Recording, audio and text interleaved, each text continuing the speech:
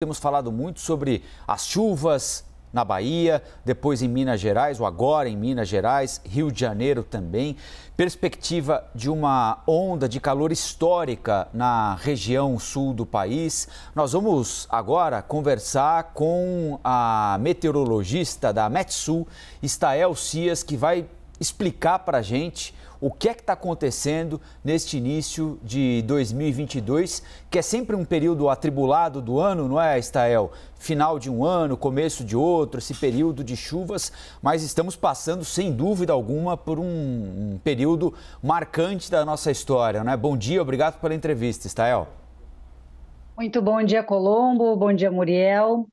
É verdade, nós estamos passando aqui pelo Brasil um período de extremos e olha que está tudo interligado, porque na medida em que nós temos estiagem, neste momento, um bloqueio atmosférico aqui no sul do Brasil, isso retém mais a chuva, esse corredor de umidade que alimenta a zona de convergência do Atlântico Sul às Acas, gerando e mantendo esses grandes volumes de precipitação que afetam neste momento muito mais o sudeste do Brasil.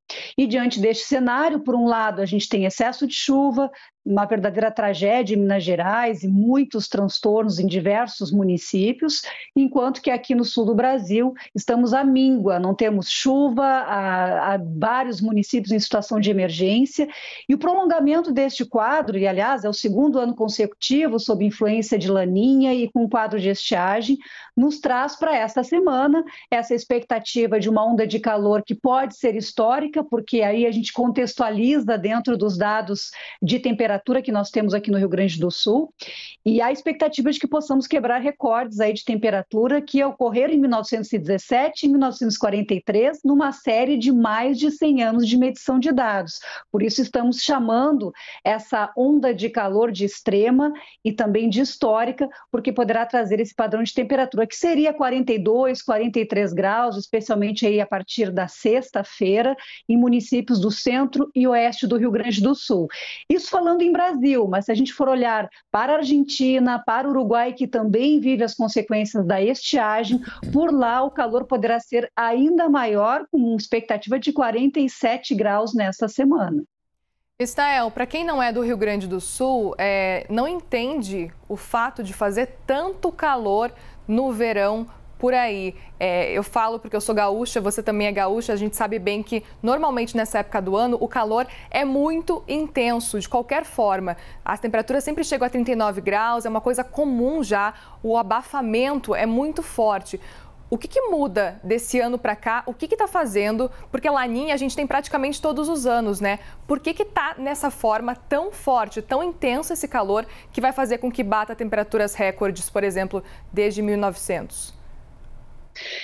Nós temos aí um período longo, se a gente for olhar os dados aí dos últimos 2 anos, a escassez de chuva aqui no Rio Grande do Sul, na Argentina e no Uruguai, ela é grande e praticamente quase que todos os meses desses últimos 2 anos tiveram chuva abaixo da média histórica. Então, o solo está seco, o nível dos rios está muito baixo, a vegetação está seca. Então, todo o ambiente ele está numa condição que favorece realmente agora, no período de verão, esses extremos de temperatura. Então, foi algo que não aconteceu de uma hora para outra. Nesses últimos 2 anos, todo esse ambiente de estiagem, de escassez de chuva, está favorecendo esses extremos. Tanto é, se a gente for ver os dados, os anos históricos de temperatura, em que tivemos as maiores marcas de temperatura aqui no Rio Grande do Sul, em 1917 e 1943, também foram anos de seca ou estiagem. Então, a falta de chuva nessa região de latitudes médias acaba favorecendo esses extremos, especialmente agora uma semana de muito calor, especialmente no interior do continente, pegando mais metade oeste do Rio Grande do Sul, centro-norte da Argentina e também vários departamentos do Uruguai. Enquanto isso, Stael, a gente está passando um período diferente em São Paulo. Hoje está um pouquinho mais quente, mas bem distante de um dia de verão, mas muito distante de um dia de verão. À noite, por exemplo, eu dormi com edredom em São Paulo, né, numa noite de janeiro, um negócio inimaginável. No final de semana fez um frio, máxima de 17 graus aqui.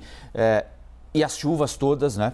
Que a gente infelizmente está anunciando as tragédias aqui, especialmente em Minas Gerais, começou a chover muito também no Rio de Janeiro. Essas coisas estão conectadas, Stael?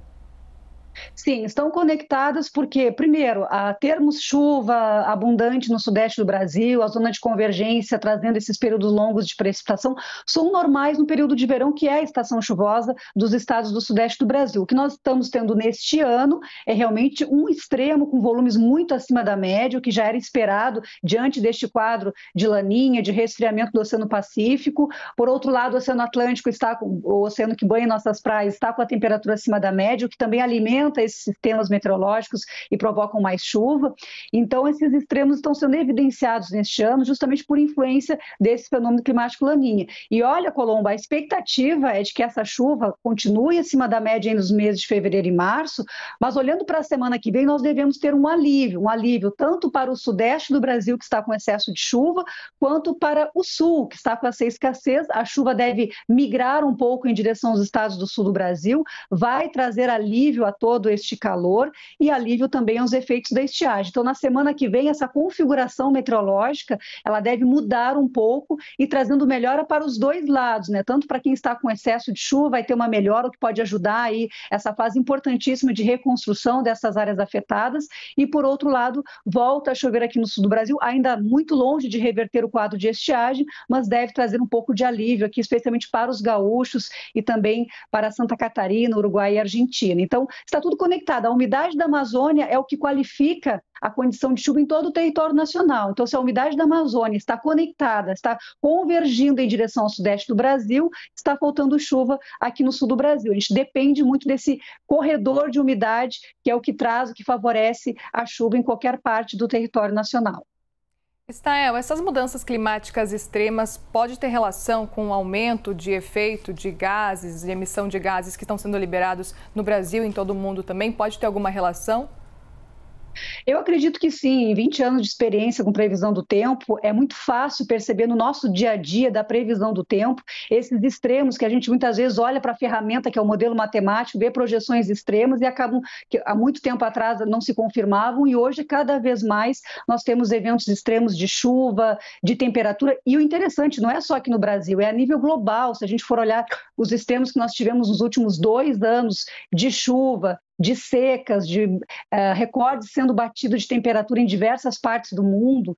E se a gente for ver um estudo recente que saiu, os últimos 7 anos foram os mais quentes da história, e o calor na atmosfera ele serve de combustível justamente para deflagrar e evidenciar esses extremos climáticos, tanto no aspecto da seca, da falta de chuva, da estiagem, quanto no aspecto da chuva excessiva, que tem trazido tantos transtornos aí ao planeta e não só aqui ao Brasil, ao território nacional. Então, infelizmente, a gente observa que estamos passando por um período de extremos, que as mudanças climáticas deixaram de ser uma previsão, já se tornaram um fato, e o que nos resta agora é nos adaptar e tentar, da melhor forma possível, se adaptar aí a essas mudanças que interferem na vida de toda a sociedade, seja na área econômica, seja no dia a dia das pessoas, seja na questão de conforto, e principalmente naquelas populações mais vulneráveis que acabam sofrendo muito mais aí por ter menos recursos.